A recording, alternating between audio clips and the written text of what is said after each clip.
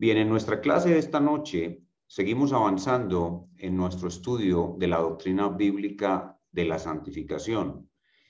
Como ustedes recordarán, ya tenemos 8 clases. Esta es nuestra novena clase. Esta es nuestra novena clase en esta doctrina bíblica de la santificación.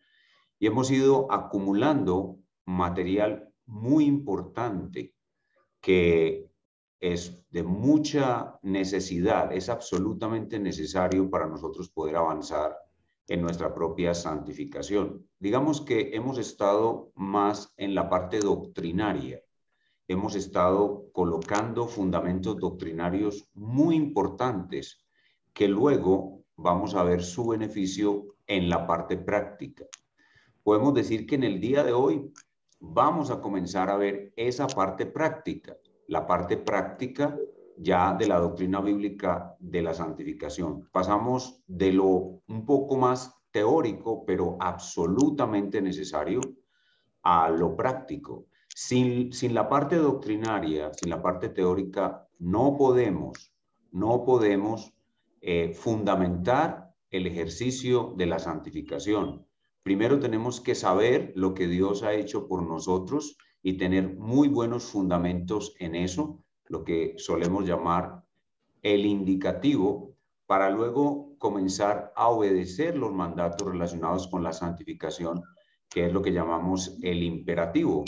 Entonces, ahora estamos entrando ya en la parte más práctica. Recordemos lo central y lo importante que es esta doctrina de la santificación. Recordemos que es central en el plan de Dios. El plan de Dios es santificarnos. Así que es central en el plan de Dios la doctrina bíblica de la santificación, y que la santificación es básicamente recuperar la imagen de Dios que perdimos con la caída. Y recordemos que lo hemos visto a lo largo de todas las enseñanzas, esa recuperación de la imagen de Dios la vamos a lograr en 3 etapas. Hemos resaltado y repetido muchísimas veces con todos. Ya está habilitada la función de compartir pantalla. Muy bien, gracias al Señor. Aquí está entonces compartir pantalla. Full screen. Ok, muy bien. Aquí estamos entonces en nuestra clase, Doctrina Bíblica de la Santificación. Les decía que es una doctrina muy importante. La importancia es central en el plan de Dios. Recordemos que ser santificados es recuperar la imagen de Dios, y que hemos enseñado a lo largo del curso que esa recuperación de la imagen de Dios se realiza en 3 etapas, que son santificación inicial, santificación progresiva y santificación final o glorificación, que es la forma como Dios termina esa obra que hizo en nosotros. Lo que vamos a ver en el día de hoy, que va a guiar nuestra enseñanza de aquí en adelante, es acerca de la meta que tenemos en la doctrina bíblica de la santificación, y que es a la vez la meta en nuestro trabajo por nuestra propia santificación. ¿Cuál es la meta que tenemos en nuestra santificación? Y para ello, las Sagradas Escrituras nos orientan desde el Antiguo y el Nuevo Testamento. Dice Levítico capítulo 11, versículos 44 y 45. Porque yo soy Jehová vuestro Dios, vosotros por tanto os santificaréis y seréis santos, porque yo soy santo. Así que no contaminéis vuestras personas con ningún animal que se arrastra sobre la tierra, porque yo soy Jehová, que os hago subir de la tierra de Egipto para ser vuestro Dios. Seréis pues santos, porque yo soy santo. La meta de la santificación, la meta de nuestra santificación es ser iguales a Dios. La meta es ser iguales a Dios. Obviamente, nosotros nunca tendremos la esencia divina, nosotros nunca seremos dioses, pero en nuestra naturaleza humana, nuestro carácter, nuestra naturaleza humana será igual al carácter de Dios. Seremos como Dios. Nosotros, siendo seres humanos, siempre seremos como Dios, seremos iguales a Dios en su carácter. Y esto lo expresa fielmente la palabra santo. La palabra de Dios dice, sed santos porque yo soy santo. Dios dice, yo soy santo, y entonces ustedes deben ser también santos. La palabra santo significa separado, apartado por completo del mal, diferente. Nosotros somos diferentes al mal, contrarios al mal. Como Dios es apartado del mal, separado del mal, diferente del mal, totalmente opuesto al mal. Y esa palabra santo, apartado, diferente, comenzamos a ver cómo Dios nos enseña acerca de esa palabra con esas medidas que Dios le colocó, o esas normas que Dios le colocó al Israel antiguo, al Israel nacional, para que fuera apartado y diferente de los otros pueblos. Esas medidas las podemos llamar de santidad exterior. El pueblo de Dios tiene que ser diferente, apartado, igual a su creador.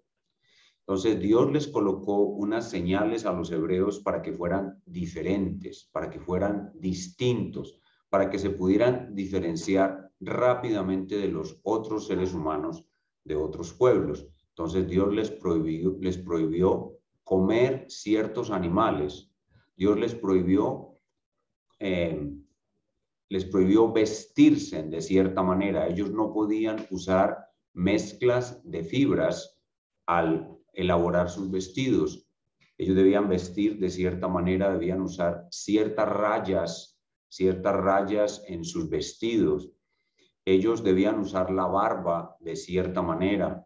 Ellos no podían tocar ciertos animales muertos, el cadáver de ciertos animales muertos. Ellos debían sembrar sus semillas de una manera distinta. Y tenían muchas normas de lo que podemos llamar santidad externa, que hacían que los israelitas fueran diferentes, fueran fácilmente distinguibles.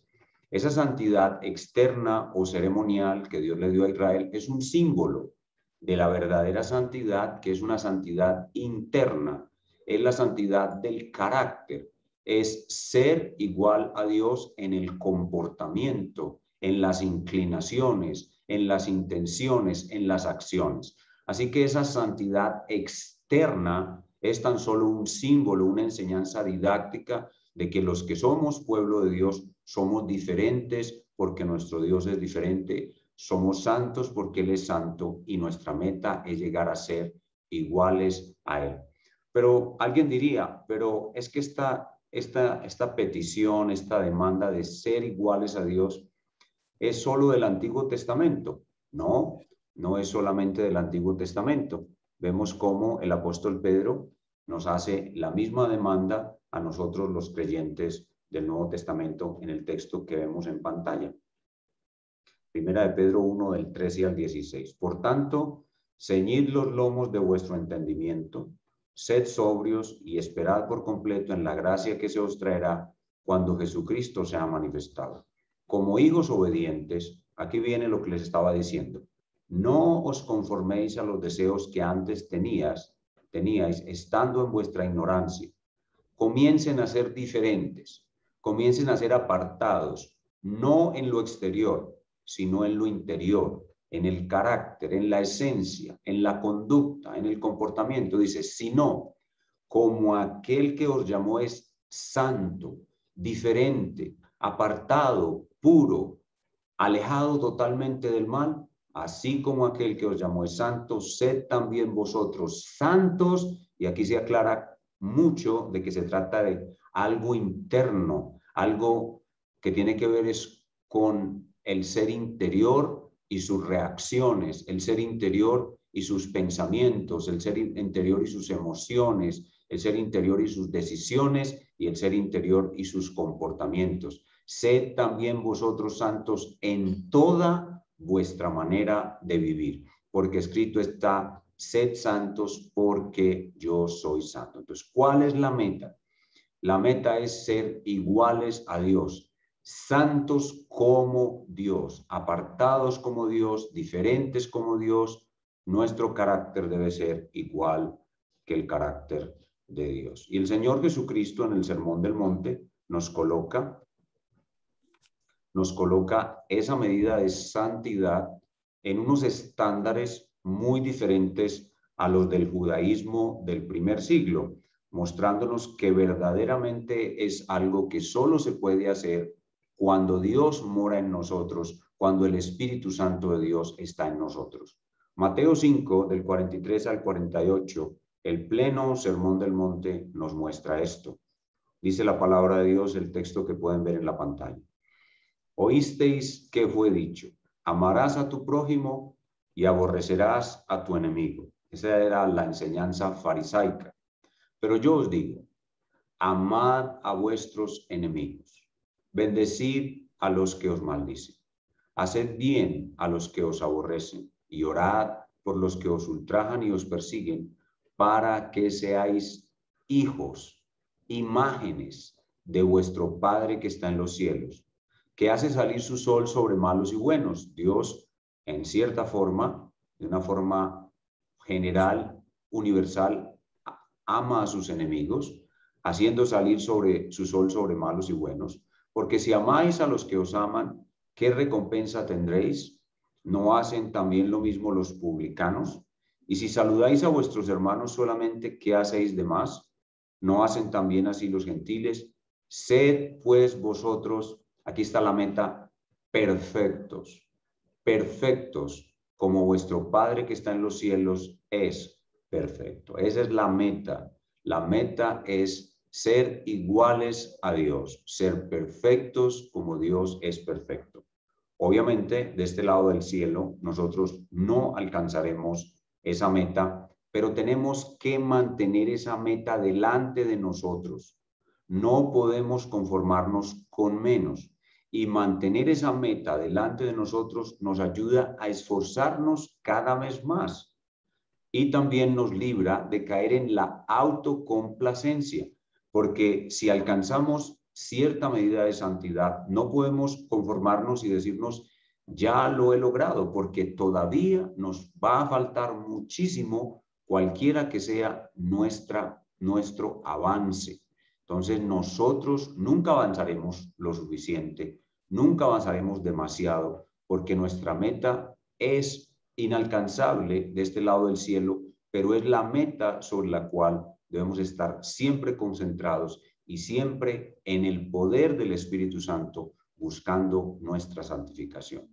El mantener esta meta en mente también nos va a librar de imitar patrones de santidad humanos y caer en legalismos. Cuando empezamos a copiar patrones de santidad realizados por otros hombres, entonces caemos en el legalismo y nos alejamos de esta meta.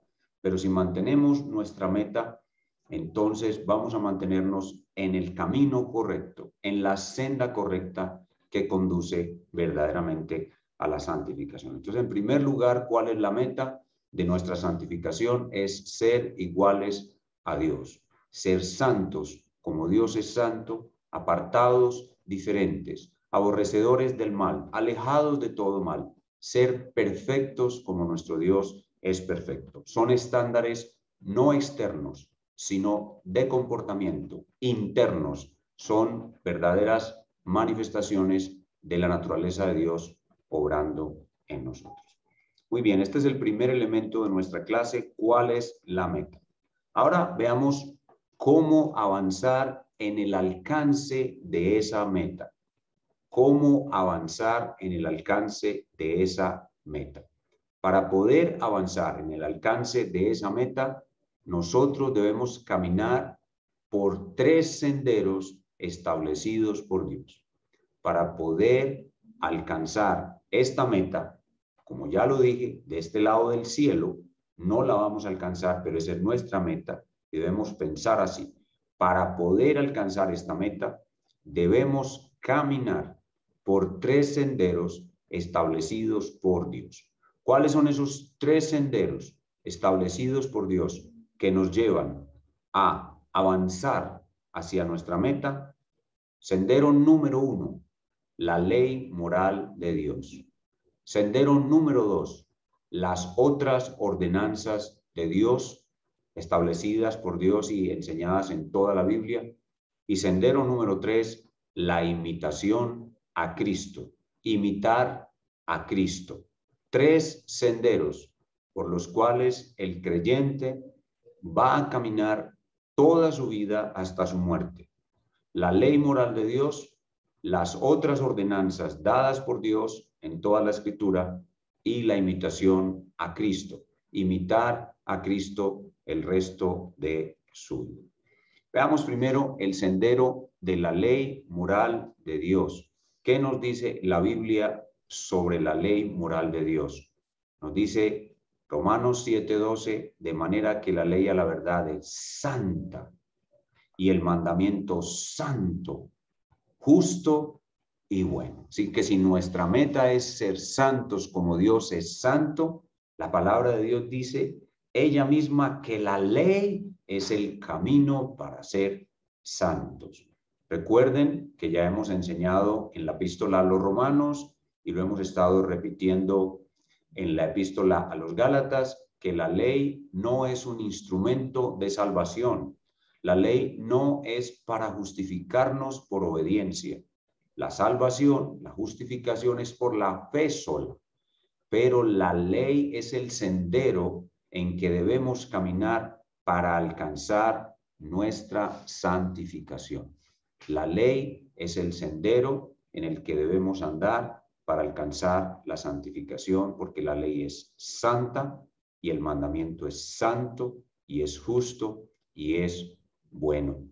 Dice Romanos 7:14, porque sabemos que la ley es espiritual. O sea, el camino de la espiritualidad, el camino de la verdadera espiritualidad es la ley moral de Dios. Obviamente, la ley moral de Dios vamos a obedecerla con el poder del Espíritu Santo que mora en nosotros. Si nosotros intentamos obedecer los mandamientos de Dios para santificarnos, sin el poder del Espíritu Santo obrando en nosotros, sin una dependencia total de ese Espíritu Santo que está en nosotros, la cual manifestamos en oración, nos vamos a tornar solamente en legalistas. Vamos a actuar como legalistas fariseos. Pero si en oración, dependencia total de Dios, nos esforzamos por obedecer la ley, confiando que el Espíritu de Dios nos da el poder para hacerlo, entonces vamos a avanzar en santificación. Obviamente, por muy clara, muy evidente que sea nuestra obediencia, nosotros nunca rendiremos una obediencia perfecta a ninguno de los mandamientos de Dios. Nuestra obediencia a la ley de Dios siempre es una obediencia lavada por la sangre de Cristo, porque nunca es perfecta. Y cuando rendimos obediencia al Señor, estamos invocando su sangre preciosa que quita las imperfecciones de nuestra obediencia y la presenta como santa, como buena, como agradable a nuestro Dios. Entonces, eso es lo que debemos hacer. Obviamente, para poder andar por el sendero de la ley, tenemos que conocer la ley. Tenemos que conocer la ley. Conocer la ley comienza, el primer ejercicio de conocimiento de la ley es la mínima memorización de los 10 mandamientos. Todo cristiano debe saber de memoria los 10 mandamientos. Número 1, no tendrás dioses ajenos delante de mí. Número 2, no te harás imagen. Número 3, no tomarás el nombre de Dios en vano. Número 4, acuérdate del día de reposo para santificarlo. Número 5, honra a tu padre y a tu madre. Número 6, no matarás. Número 7, no cometerás adulterio. Número 8, no hurtarás. Número 9, no dirás falso testimonio. Número 10, no codiciarás. Los creyentes debemos saber muy bien los 10 mandamientos.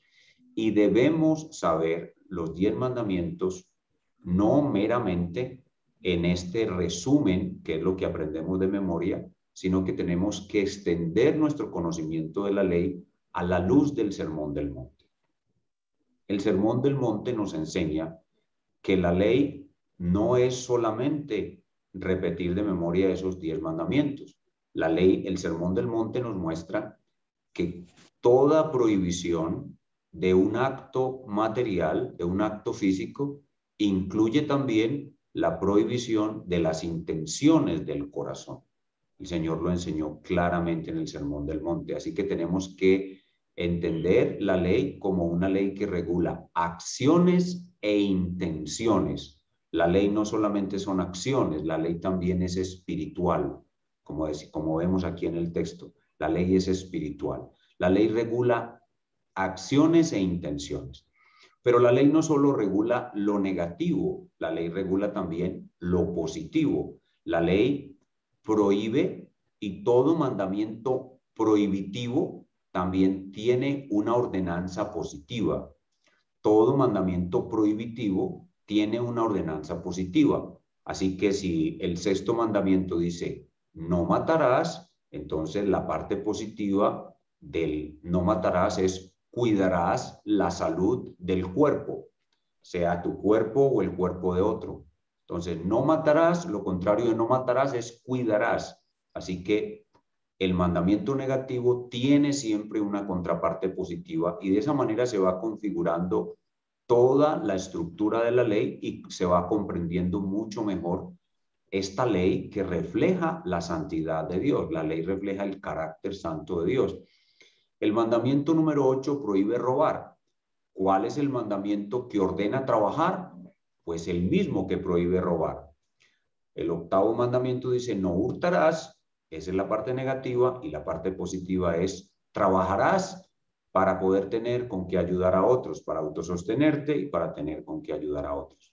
De esa manera vamos entendiendo la ley en toda su dimensión. Y también sabemos que la ley no nos enseña exhaustivamente con todos los detalles todos los pecados y la prohibición de todos los pecados que existen sobre la tierra, sino que la ley nos da un ejemplo y a partir del ejemplo se deducen que la ley incluye muchas otras cosas que no están en el ejemplo, ¿cierto? Entonces la ley trae una parte breve, la ley se presenta de manera breve, pero la ley es mucho más amplia que ese mandamiento breve que la ley presenta y los creyentes debemos ir aumentando nuestro conocimiento de la ley para poder ser sabios en el discernimiento del bien y el mal.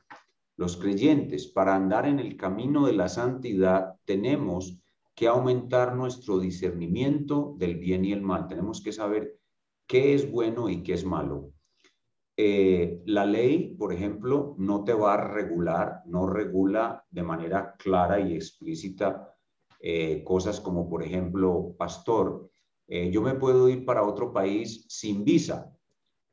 Puedo llegar a un país que no es mi país como ilegal y puedo vivir como ilegal en otro país. Pues en ninguna parte de los 10 mandamientos ni en toda la Biblia te vas a encontrar un mandamiento que te regule o que te diga si puedes entrar a Estados Unidos ilegal. Pero en la Biblia hay suficiente información, suficientes elementos que nos ayudan a tener discernimiento del bien y el mal y a saber que es ilícito, contrario a la voluntad de Dios, irse de ilegal para otro país. Entonces, la ley simplemente te da un ejemplo, te da un mandato claro, te da un principio y a partir de ese mandamiento, de ese principio, de ese ejemplo, se deducen las cosas que son de nuestra propia época, de nuestra propia cultura. Y de esa manera estamos aumentando nuestro discernimiento del bien y el mal. Los cristianos que caminamos por el sendero de la ley, tenemos que aprender a amar la ley. La ley no es para nosotros una carga. la ley de Dios no es para nosotros una carga. La ley de Dios es para nosotros una delicia, un deleite. El Señor Jesús lo dijo: aprended de mí, que soy manso y humilde de corazón, y hallaréis descanso para vuestras almas. Llevad mi yugo sobre vosotros, porque mi yugo es fácil y ligera mi carga. Eso en contraposición con la exagerada cantidad de mandamientos hechos por hombres que los fariseos imponían a sus seguidores y que hacían que las leyes de los fariseos fueran cargas insoportables. Jesús nos dice que cuando Él salva nuestra alma y nos da su Espíritu Santo, la ley se convierte en una delicia. La ley se convierte en algo que amamos, algo que queremos hacer, algo que nos da vida, que nos da alegría, que nos da felicidad. Y por tanto, no se convierte en una carga obedecer la ley, sino que es una ley fácil, porque la amamos, nos deleitamos en ella, dice la Escritura. Oh, cuánto amo yo tu ley. Todo el día es ella en mi meditación. El Salmo 119. Salmo 1. En su ley medita de día y de noche. Entonces, la ley para nosotros como camino hacia la santificación es un deleite, es dada por Dios. Hermanos, me están rayando la pantalla. Por favor, absténganse de rayarme la pantalla. La ley es para el creyente una delicia. La palabra de Dios dice que ella es árbol de vida. Árbol de vida. El creyente ama la ley de Dios. Por tanto, la conoce bien. Está ejercitado en ella. Está ejercitado en el discernimiento del bien y del mal. Y cuando va a obedecerla, lo hace con gozo. Lo hace con alegría. Se siente muy bien transitando por el camino, por el sendero de la ley. Pero ahora nos falta un segundo camino, un segundo sendero que debemos recorrer cuando vamos a transitar por la ley, a transitar en el camino de la santificación. Y el segundo sendero son las otras ordenanzas de Dios. En las Sagradas Escrituras, no solo la ley moral de Dios se constituye en un parámetro de conducta para nosotros, sino que en las Sagradas Escrituras, como decía ahorita, hay toda una gama, todo un espectro de ordenanzas que se pueden sacar directamente de la misma Escritura o que se deducen de principios y de ejemplos que vemos en las Sagradas Escrituras. En Romanos capítulo 12, por ejemplo, el apóstol Pablo, después de decirnos que debemos renovar nuestro entendimiento, no conformarnos a este siglo, eso, por ejemplo, es un mandato que no está en la ley. La ley no nos dice que debemos renovar el entendimiento, eso se supone, pero el apóstol Pablo nos dice: no os conforméis a este siglo, sino transformaos por medio de la renovación de vuestro entendimiento. Eso significa que tenemos que hacer un trabajo permanente por cambiar nuestra forma de pensar y ajustarla a la forma de pensar de Dios. Esa es otra ordenanza que Dios nos da y que debemos procurar andar en ella. Y luego dice el apóstol Pablo: ninguno tenga más alto concepto de sí mismo que el que debe de tener. Esa es otra ordenanza que tiene que ver con el orgullo. Nosotros debemos trabajar sobre nuestro orgullo. Los 10 mandamientos, ellos nos hacen humildes cuando nos sujetamos a ellos, pero en los 10 mandamientos no hay ninguna alusión directa al orgullo. Son otras ordenanzas que están en la Sagrada Escritura. Son otros preceptos que hay en las Sagradas Escrituras. Y ahí mismo en Romanos 12, en el verso 6 al 8, el apóstol Pablo, por ejemplo, da una ordenanza sobre la forma como debemos usar y administrar todos los dones, oportunidades y posibilidades que Dios nos da para servirle en este mundo. Y eso es un ejemplo de esas otras ordenanzas que son ese otro sendero en el cual debemos caminar en pos de nuestra santificación. Veamos Romanos 12, del 6 al 8. De manera que teniendo diferentes dones, según la gracia que nos es dada, si el de profecía, úsese conforme a la medida de la fe, o si de servicio, en servir, o el que enseña, en la enseñanza, el que exhorta, en la exhortación, el que reparte con liberalidad, el que preside con solicitud, el que hace misericordia con alegría. Miren ustedes aquí, se trata de dones que Dios le ha dado a su pueblo y es una ordenanza de Dios, no está en la ley moral de Dios, pero es una ordenanza de Dios que debemos usarlos. Y usar esos dones es andar en el camino de la santificación.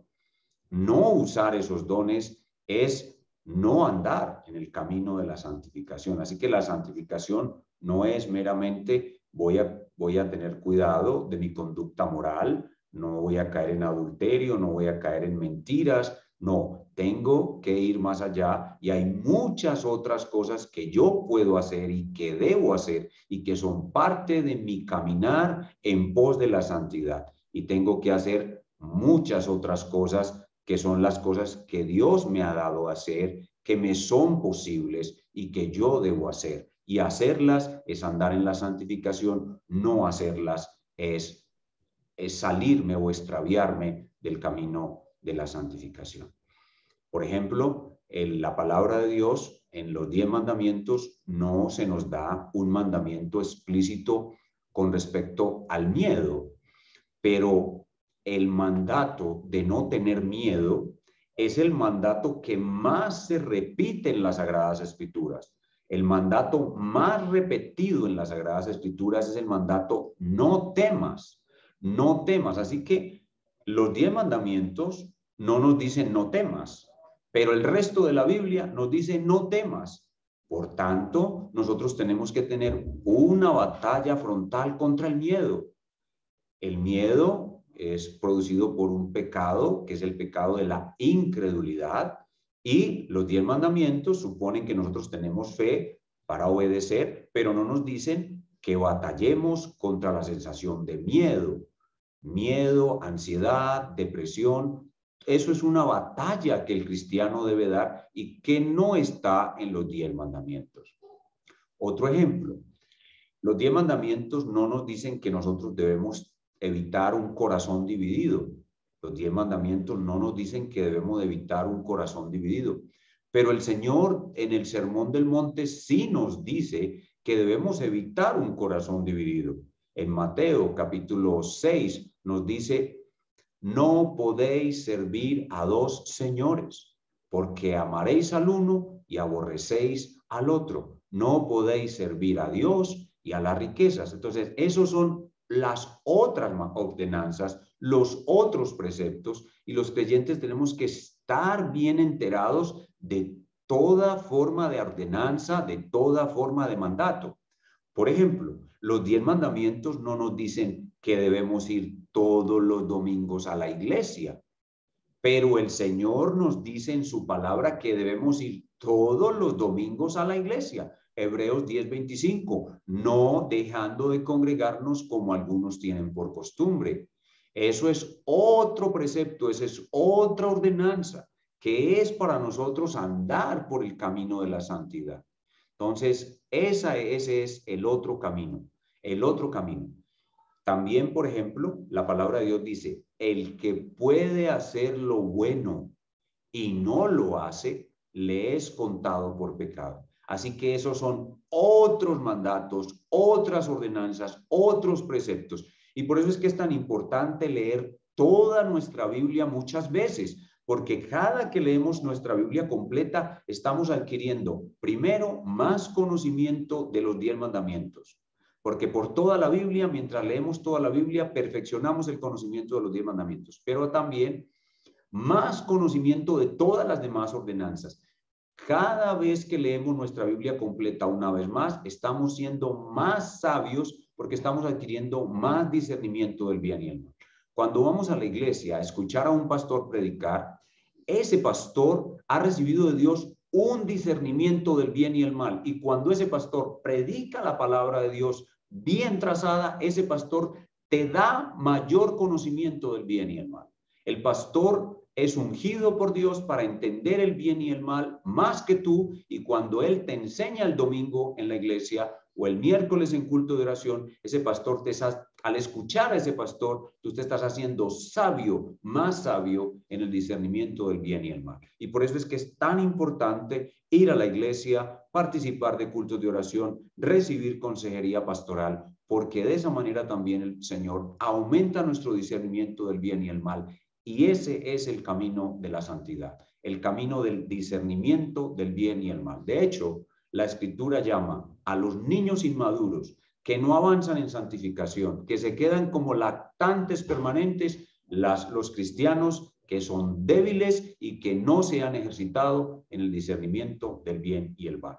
Y ese discernimiento del bien y el mal entonces incluye, número 1, los 10 mandamientos bien entendidos en su totalidad, positivo o negativo, breve y amplio, acciones e intenciones, bien entendida la ley, bien entendida, más las otras ordenanzas, todas las otras que están en la Escritura. Y ahora el número 3, el sendero número 3 del camino de la santificación. ¿Cuál es el sendero número 3 del camino de la santificación? La imitación a Cristo. La imitación a Cristo. Imitar a Cristo. La palabra de Dios nos deja muy claro que ese es uno de nuestros principales deberes, ser como Cristo, imitar a Cristo. Este pasaje que vemos en la pantalla, Filipenses 2:5, nos dice que debemos imitar a Cristo en sus pensamientos, en sus intenciones. Dice, haya pues en vosotros este sentir que hubo en Cristo Jesús. Es el sentir de Cristo. Yo debo de pensar como Cristo y por lo tanto sentir como Cristo. Mi mente debe imitar al Señor Jesús. Yo debo ya tengo por naturaleza la mente de Cristo, pero debo aumentar mi entendimiento de cómo pensaba y cómo sentía nuestro Señor e imitarlo a Él en su pensamiento, en su mente, la mente de Cristo, tener la misma forma de pensar que hubo en Cristo Jesús. El propio Señor Jesucristo nos dice que el sendero, uno de los senderos de la santificación es imitarlo a Él. Cuando lavó los pies de sus discípulos en el aposento alto, Él nos dijo directamente que lo imitáramos. Juan capítulo 13, versículos 14 y 15. Pues si yo, el Señor y el Maestro, he lavado vuestros pies, vosotros también debéis lavaros los pies los unos a los otros, porque ejemplo os he dado para que como yo os he hecho, vosotros también hagáis. Obviamente aquí no se trata de una ceremonia ritual de lavarnos los pies, no. Es actuar como el Señor actuó con los suyos. Así debemos actuar nosotros con nuestros hermanos, con el mismo cuidado, con el mismo amor, con la misma solicitud, con el mismo servicio para con ellos que el Señor tuvo con los 12, así nosotros debemos tener esa misma actitud, esa misma disposición para con todos nuestros hermanos, especialmente aquellos que están en necesidad. Entonces, la imitación a Cristo es la tercera senda por la cual debemos andar. Y obviamente, para poder imitar más a Cristo, debemos conocer más a Cristo. Así como para poder andar por el sendero de la ley, debemos conocer más la ley, y para poder andar por el sendero de las otras ordenanzas u otros preceptos que hay en toda la Escritura, debemos conocer más la Escritura. Así también, para imitar más a Cristo, debemos conocer más a Cristo. Conocer más a Cristo. Así que nosotros necesitamos ver a Cristo en este tercer sendero. Necesitamos ver a Cristo y necesitamos imitar a Cristo. Ver a Cristo e imitar a Cristo. ¿Dónde vemos nosotros a Cristo? Nosotros vemos a Cristo en todas las Escrituras. Ustedes saben que es un elemento, digamos, favorito mío, algo muy especial de la enseñanza que yo doy de la palabra de Dios en la iglesia, que veamos a Cristo, especialmente en el Antiguo Testamento, lo que llamamos efecto Emaús. Efecto Emaús es ver a Cristo en el Antiguo Testamento, algo que me apasiona, algo que yo hago constantemente, frecuentemente en mis predicaciones y también en algunos audios que he estado grabando y ha sido un elemento muy marcado en los últimos 10 años de mi vida como maestro, mostrarles a Cristo en el Antiguo Testamento. Pero en el Antiguo Testamento Cristo se ve solo en sombras, se ven solo sombras, y a Cristo lo podemos ver más claramente es en el Nuevo Testamento y de una manera especial en los 4 evangelios. En los 4 evangelios podemos ver a Cristo de una manera muy especial en los 4 evangelios. Y una de las cosas que es de mucha utilidad, de mucha bendición para todos los creyentes es leer los 4 evangelios en armonía. Una armonía de los 4 evangelios es un intento por presentar de manera cronológica y ordenada todos los hechos y las enseñanzas de Jesús. Tomar los 4 evangelios y comenzar a colocar en su orden todos los hechos, desde que se anunció el nacimiento del Señor Jesús, desde la anunciación de su predecesor, de su precursor Juan el Bautista, hasta el anunciamiento a María y a José, su nacimiento, y de ahí en adelante todos los hechos de su vida, sus enseñanzas, sus hechos, sus milagros, los acontecimientos que ocurrieron con sus discípulos, su muerte, su resurrección, su ascensión, todo en forma ordenada, leyendo en los 4 evangelios los relatos que hay de cada hecho, leyéndolos todos juntos. O sea, leer, por ejemplo, si vamos a leer el bautismo de Jesús, lo vamos a leer en Mateo, lo vamos a leer en Marcos, en Lucas, al mismo tiempo. Vamos a tomar esos 3 relatos que hay en estos evangelios y lo vamos a leer todo ese contenido junto. Eso se llama leer en armonía los 4 evangelios. Esa lectura en armonía de los 4 evangelios nos acerca muchísimo al conocimiento del Señor Jesús. Donde hay información más preciosa sobre el Señor Jesús es en los 4 evangelios. Obviamente las cartas también tienen mucha información muy valiosa. El apóstol Pablo, el apóstol Pedro añaden muchas cosas hermosas que aumentan este conocimiento, pero es esta lectura de los 4 evangelios en armonía algo muy recomendable para ver a Cristo, y mientras más vemos a Cristo, más vamos a imitar a Cristo. Y entonces, cuando nos dedicamos a esta labor, nosotros vamos a encontrar que hay algunas facetas del carácter de Cristo que nos quedamos admirados. Y cuando nosotros nos quedamos admirados al ver alguna faceta del Señor Jesús, entonces al verlo, al contemplarlo, dice la Escritura que somos transformados a la misma imagen que vemos. Eso dice 2 Corintios capítulo 3, versículo 18. Que nosotros, viendo a cara descubierta el rostro de nuestro Señor Jesucristo, somos transformados en la imagen que vemos. Entonces, alguno de ustedes, por ejemplo, se encuentra leyendo la vida y la obra del Señor Jesucristo en una armonía de los 4 evangelios, y está leyendo, por ejemplo, aquellos pasajes donde Jesús muestra mucho amor por los niños. Entonces vemos cómo Jesús amaba a los niños, se acercaban a él, él los tocaba, muy probablemente los tomaba en sus brazos, les ponía las manos y los bendecía.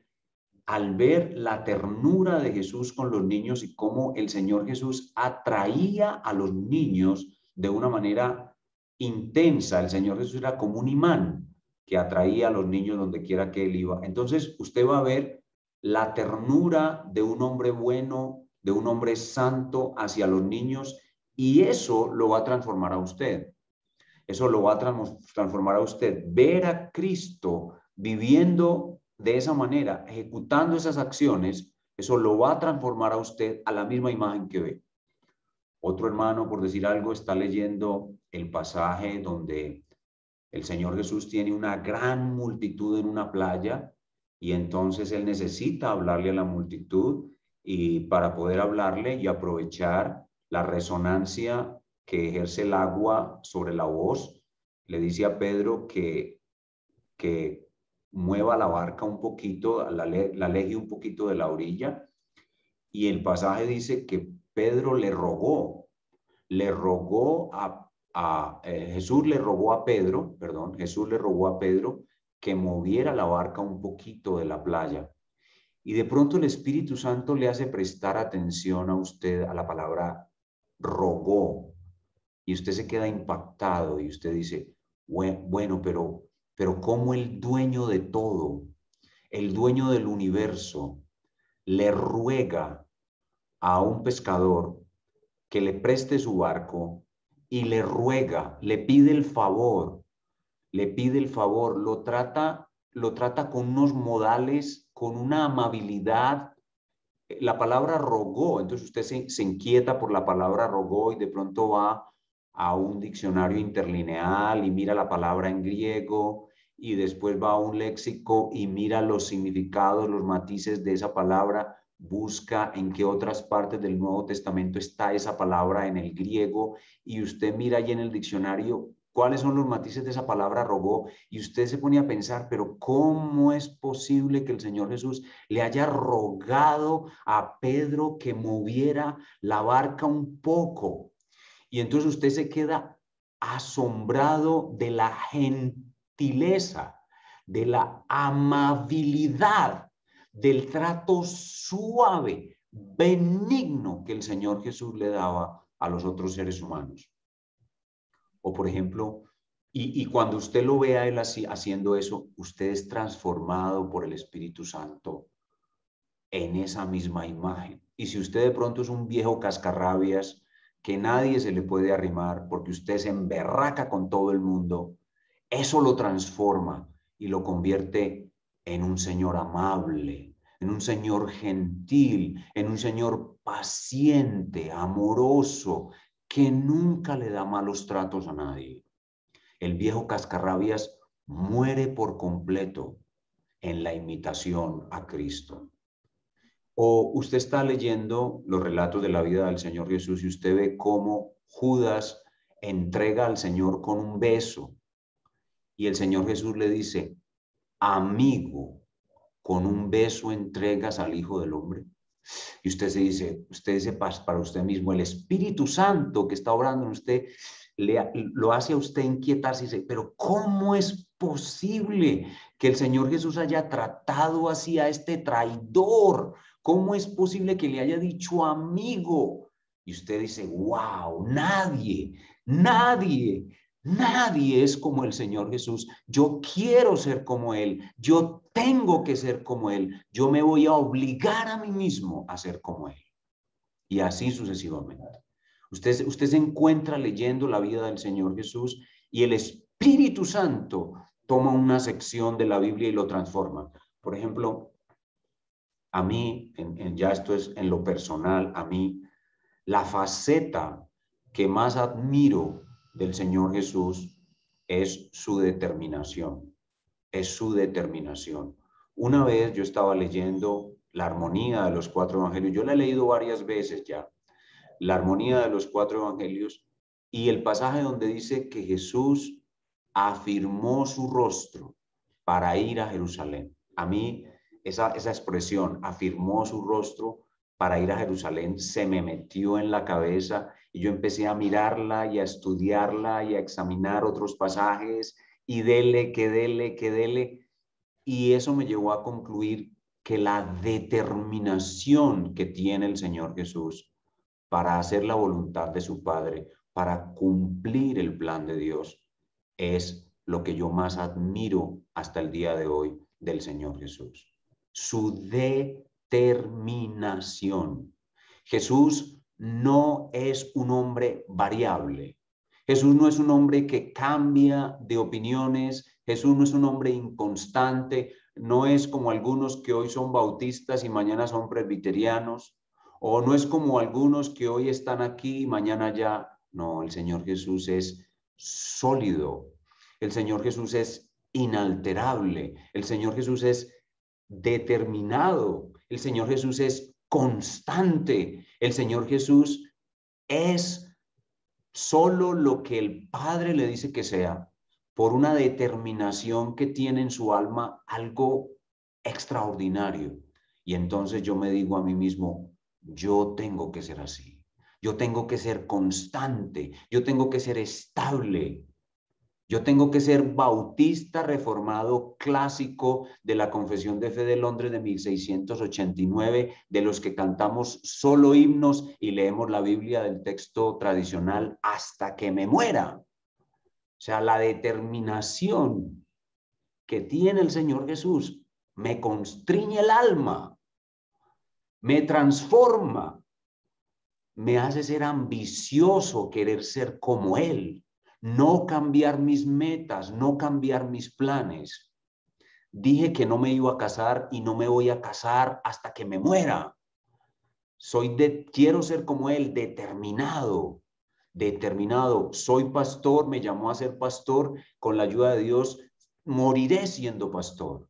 Lo que Él ha hecho de mí, lo que Él me ha dado, eso es lo que soy y eso es lo que seré. Y le pido al Señor que me dé la determinación que tiene el Señor Jesús. Así que el Señor Jesús se convierte en la meta. Él mismo es la meta. La meta es ser como Él, imitarlo a Él. Obviamente que a mí me gustan los niños. Yo quiero amar a los niños como Él. Obviamente que yo quiero ser gentil como Él. Obviamente que yo quiero ser obediente como Él. Pero lo que más me apasiona de Él, lo que hasta ahora el Espíritu de Dios ha colocado en mi alma más fuerte es su determinación, su constancia, ser sólido como Él, no cambiar, ser un hombre fiel, constante, determinado, que como es, muere.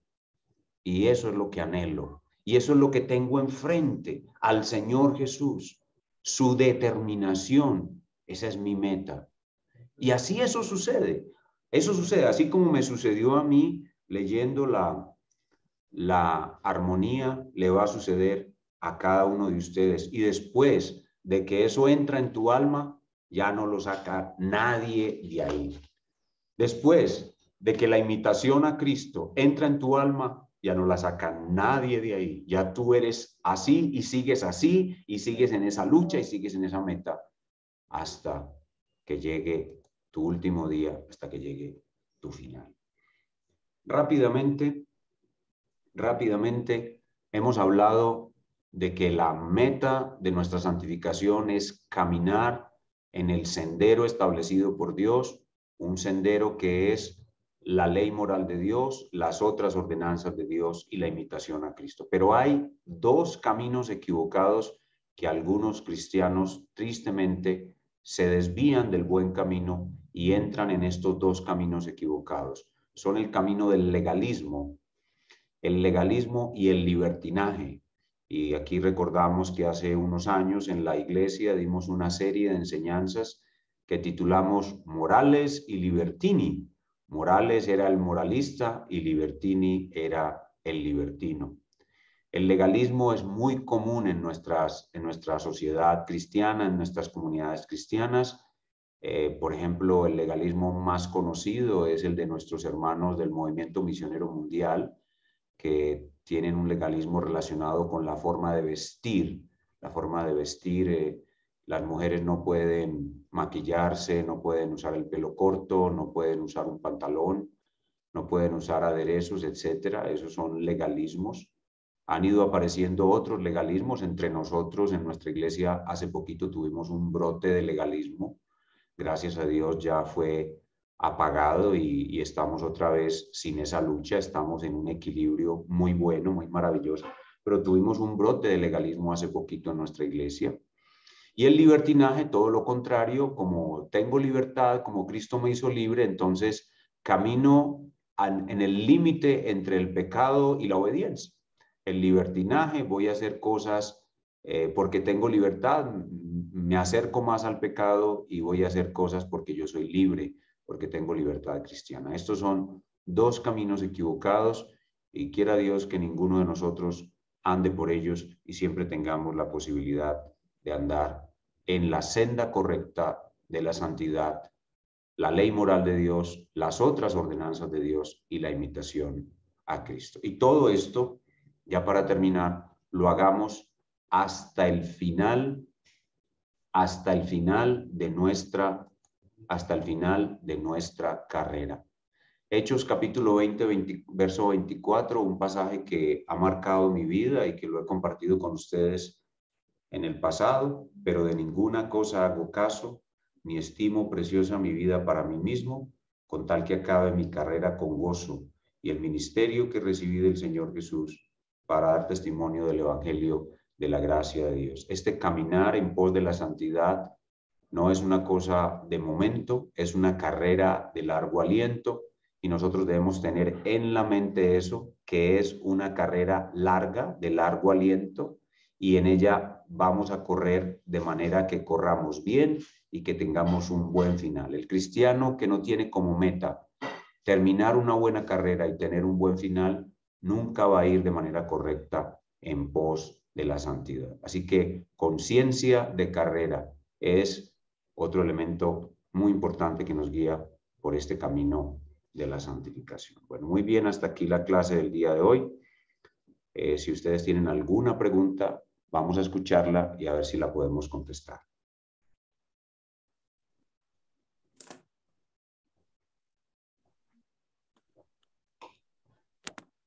Adelante, abra su micrófono y haga su pregunta tranquilo, o si quiere pasarla por el chat, también voy a estar atento aquí al chat, ya lo prendí. Adelante, hermanos, bien puedan. Pastor, buenas noches. Adelante, Nico. A todos. Tengo una pregunta. Cuando uno dice que uno es determinante, ¿es diferente a ser recalcitrante? Sí, así es. Recalcitrante es una persona que está obstinada y cerrada en una posición que no es la posición correcta.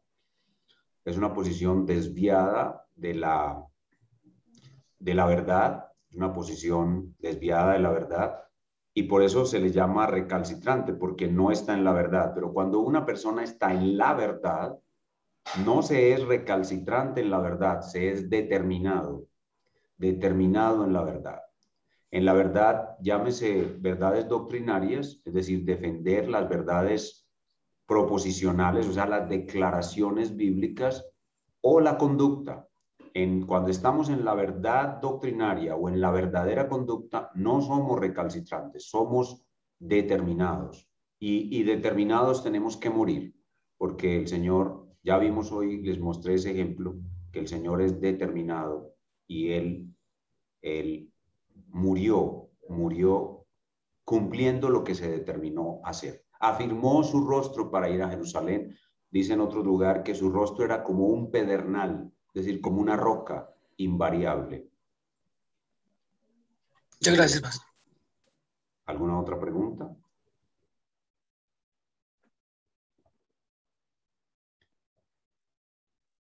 Bueno, muy bien. A continuación hay una clase. Ya vi que salió por aquí el avisito de una clase. Así que vamos a cerrar por el día de hoy. Vamos a terminar la clase con una corta oración y le damos gracias al Señor. Inclinemos nuestro rostro. Gracias te damos, Señor, por este día hermoso, día de preparación para el día del Señor. Te damos gracias por esta clase con la cual nos animas a continuar en santidad. Nos muestras el verdadero camino de la santificación y nos preparas para mañana, el día del Señor, ir a la iglesia y estar allí en tu presencia especial, escuchando tu santa palabra. Te damos muchas gracias por todo esto en el nombre del Señor Jesús. Amén. Hermanos, una buena noche. Voy a cortar rápido porque van a comenzar en minutos una clase más. Que el Señor me les bendiga Bueno, y amén, una hermano Sergio. buena noche. Buenas noches Amén. para todos. Bendiciones. Feliz Pastor. noche para todos. Buenas noches, pastor. Gracias y para todos. A ver. ¿Te cayó?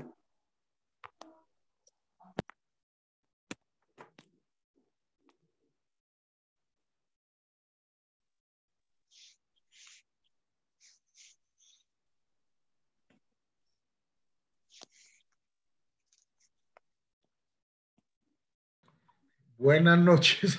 No estaba el micrófono. Ay, no. Pero no se enojen. Ah, no. Ahí lo están viendo, véanlo ahí. Ok. Ya se cerró esto. Pero no